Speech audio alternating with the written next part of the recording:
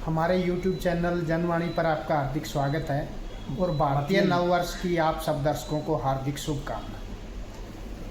संदीप जी, भारतीय नववर्ष और नववर्ष में क्या अंतर है?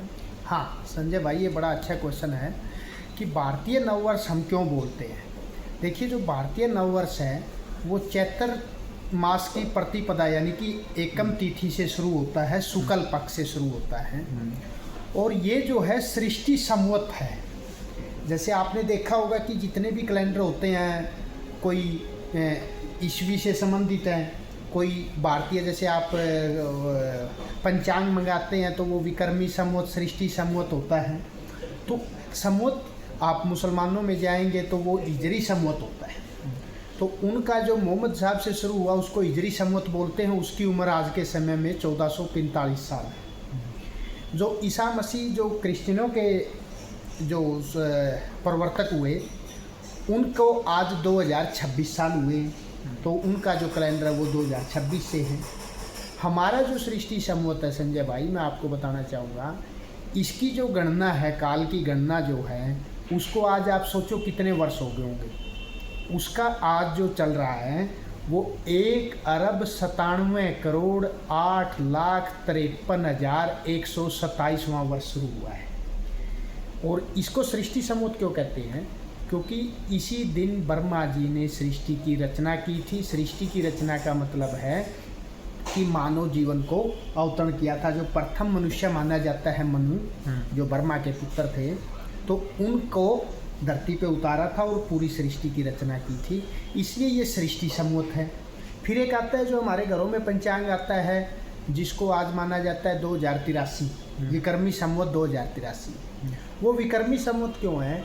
क्योंकि जो विक्रमादित्य जो हमारे राजा हुए, महाराज हुए, सम्राट हुए, उन्होंने शकों को हरा के जो अपने राज्य की स्थापना की थी, और फिर वारामीर जो उनका ज्योतिष का पंडित था, जिसने काल गणना करके और मुहूर्त निकाला था राज्य की स्थापना का, उसको आज 2083 साल हो गए हैं।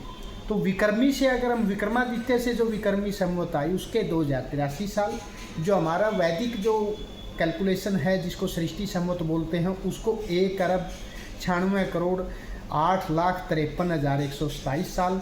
तो इसलिए इसको भारतीय नववर्ष कहा जाता है कि भारत की काल की गणना वहाँ से है। और इसमें एक छोटी सी बात मैं और आपको बताऊँ कि हमारे धर्म को सनातन क्यों कहा जाता है? क्योंकि बाकी सब किसी प्रवर्तक से शुरू हुए हैं, हमारा सृष्टि के शुरू से है, जिसका न कोई आदि है न कोई अंत है, इसी को सनातन कहते हैं। इसलिए हमारी काल की गणना भी वहाँ तक जाती है। तो इसके कोई वैज्ञानिक इतिहास? हाँ, अब आता है कि किसी भी काल की गणना होती है तो उसका कोई ना कोई तथ्य होता है। कोई भी चीज़ शुरू होती है उसका कोई ना कोई इतिहास होता है, तथ्य होता है। तो मैंने आपको पहले बताया कि इसका वैज्ञानिक कारण ये है कि इस दिन चैत्र मास की प्रथम तिथि शुक्ल पक्ष से सृष्टि की रचना आरंभ हुई थी। ब्रह्मा जी ने मनुष्य का अवतरण किया था। तो ये इसका इतिहास है, ये इसका वैज्ञानिक कारण है। अब वैज्ञानिक कारण होता है कि आप देखोगे हमारी जो काल की गणनाएँ हैं वो सूर्य और चंद्रमा से शुरू होती है। तो इस दिन सूर्य जो है शुक्ल पक्ष शुरू होता है। अमावस्या को जो है हम देखते हैं कि चंद्रमा पूरी तरह विलुप्त होता है। तो इस दिन से चंद्रमा का जो आकार है वो बढ़ना शुरू होता है। सूर्य का प्रथम दिन है, चैत्र मास है, जो हमारे महीनों का पहला महीना है। तो इस दिन पूरी सृष्टि का वैज्ञानिक कारण। और आज से आप देखेंगे पृथ्वी में परिवर्तन, दिनों में परिवर्तन आएगा, मौसम में परिवर्तन आएगा। अभी जो शिशिर ऋतु गई है उससे जो अभी देखना आप, जैसे मौसम चेंज होता है तो इस वक्त खांसी, जुकाम, कफ की शिकायतें, दर्द की शिकायतें, अभी थोड़ी सी बीमारियों का आप देखते भी होंगे, भाई बीमारी सी आ रही है, मौसम बदली हुआ है। तो आज से जो मौसम शुरू होगा ये ग्रीष्म ऋतु का आगमन होगा और इससे जो है हमारी बीमारियां भी खत्म होंगी, बाकी चीज़ें भी खत्म होंगी। यानी कि इसका बहुत ही एक वैज्ञानिक कारण है, इसलिए इसको चैत्र मास से शुरू किया जाता है। क्या आइडिया जी आप सब दर्शकों के लिए? नवरात्रि स्टार्ट है तो इसका भी कोई वैज्ञानिक रीजन है? हाँ, अभी देखिए नवरात्र जो है वो जगत जननी माँ भगवती की उपासना और उपवास का मेल है। अभी देखिए संजय भाई, हमारे ऋषि मुनियों ने जो खोज की कि जैसे ही मौसम चेंज होता है उसी हिसाब से हमारे व्रत त्यौहार मनाए गए हैं। अभी जो है, जो अभी मौसम शिशिर ऋतु गई है, तो उसमें शरीर में काफ़ी सारा कफ जमा हो जाता है, जिससे कि हमें अनेक तरह की बीमारियां जकड़ लेती हैं।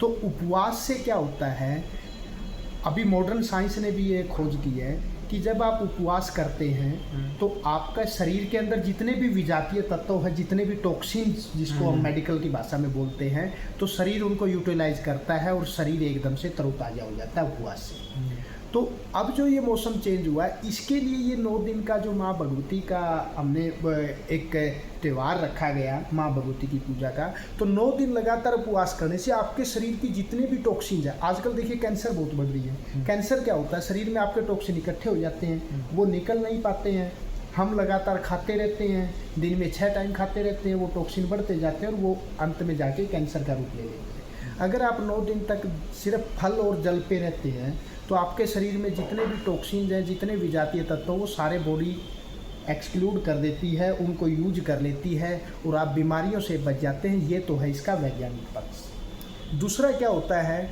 अब हम आज की पीढ़ी को कंप्यूटर बताओ तो वो बता देगी कि कंप्यूटर में एक हार्डवेयर एक सॉफ्टवेयर है, पर शरीर भी हमारा जो है वो एक कंप्यूटर की तरह ही मान सकते हैं, जिसका एक तो हार्डवेयर है जो हमारे बॉडी है कि जिसमें बीमारियां आती है, हाथ पैर है, जोड़ों के दर्द है, खांसी जुकाम वगैरह है। दूसरा इसका होता है सॉफ्टवेयर। अभी जैसे एंड्रॉयड फ़ोन हम यूज़ करते हैं, एप्पल हमारे दर्शकों को समझ में आएगा, वो यूज़ करते हैं, तो क्या होता है कि कुछ समय के बाद उसके सॉफ्टवेयर पुराने हो जाते हैं, नई ऐप नहीं चलती हैं, तो हमें उसको अपग्रेड करना पड़ता है। नई पीढ़ी को ये बात पता है। तो इसी तरह से जो हमारे बॉडी का सॉफ्टवेयर है वो है हमारा माइंड। और अभी मॉडर्न साइंस भी ये कहती है कि जब आप उपासना में जाते हैं, जब आप भक्ति में बैठते हैं, ध्यान में बैठते हैं, तो उस वक्त पे आपका जो माइंड है वो रिफ्रेश हो जाता है। जैसे हमारा फ़ोन हैंग हो जाता है, हम उसको रिफ्रेश कर देते हैं ना, वो फिर तरोताज़ा हो जाता है। तो इसी तरह से हमारे सॉफ्टवेयर को रिफ्रेश करने के लिए उपासना की जाती है।